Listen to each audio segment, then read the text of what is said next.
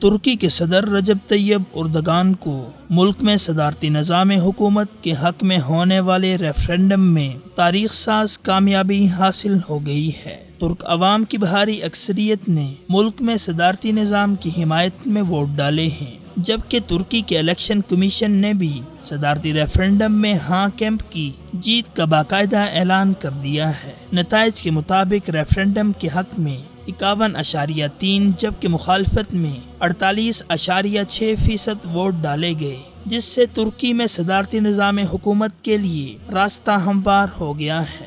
Referendum کی کامیابی کے ساتھ مصطفیٰ کمال اتا ترک اور مغربی قوتوں کی حامی جماعتوں کو بدترین شکست کا سامنا کرنا پڑا ہے، اور ترکی ایک مرتبہ پھر عالم اسلام کی امیدوں اور تمناؤں کا مرکز بننے کی طرف جا رہا ہے۔ جبکہ دوسری طرف جیت کے بعد استنبول میں اپنے حامیوں کے ایک اجتماع سے خطاب کرتے ہوئے صدر اردگان نے کہا کہ موجودہ صدارتی ریفرینڈم کوئی معمولی بات نہیں ہے، کیونکہ اس ریفرینڈم نے ترک تاریخ کے 200 سال سے چلے آ رہے ایک تنازع کو آج حل کر دیا ہے۔ انہوں نے 16 اپریل کو ترک قوم اور اپنی فتح و نصرت کا دن قرار دیا۔ ان کا کہنا تھا کہ آج کا دن جمہوریت کی فتح کا دن ہے۔ یہ کامیابی صدر انتظامیہ اور پارلیمان کی کوششوں کا نتیجہ ہے۔ انہوں نے مزید کہا کہ ترکی کو توقع ہے کہ تمام دوست اور حلیف ممالک صدارتی ریفرینڈم کے نتائج کا احترام کرتے ہوئے انقرہ کے ساتھ بھرپور تعاون کریں گے۔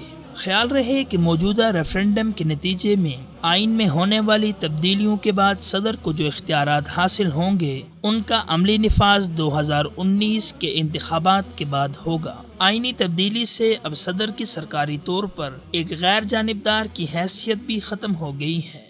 انہیں یہ اجازت ہوگی کہ وہ سیاسی جماعت کی قیادت کریں۔ اسی طرح صدر کے پاس پارلیمان کو تحلیل کرنے اور ہنگامی حالت کے نفاذ کا بھی اختیار ہوگا، جبکہ ان کے پاس اعلیٰ عدالت اور آئینی کورٹ کے جج مقرر کرنے کا بھی اختیار ہوگا۔ جبکہ دوسری جانب ترک تجزیہ کاروں کے مطابق صدارتی نظام سے ترکی اقتصادی خسارے سے محفوظ ہو جائے گا، معیشت مستحکم ہوگی اور ترکی خود کفیل ہو جائے گا۔ وہ غیر ملکی اشاروں کا پابند رہنے کی بجائے اپنے قدموں پر کھڑا ہو سکے گا۔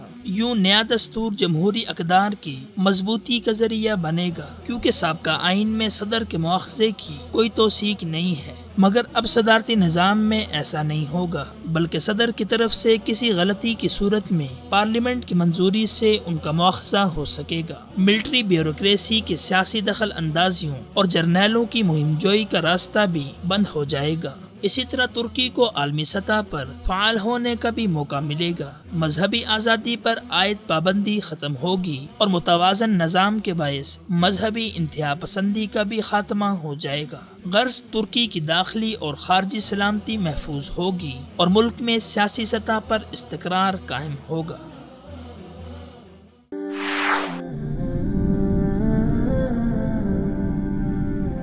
وصال اردو، حق کا راہی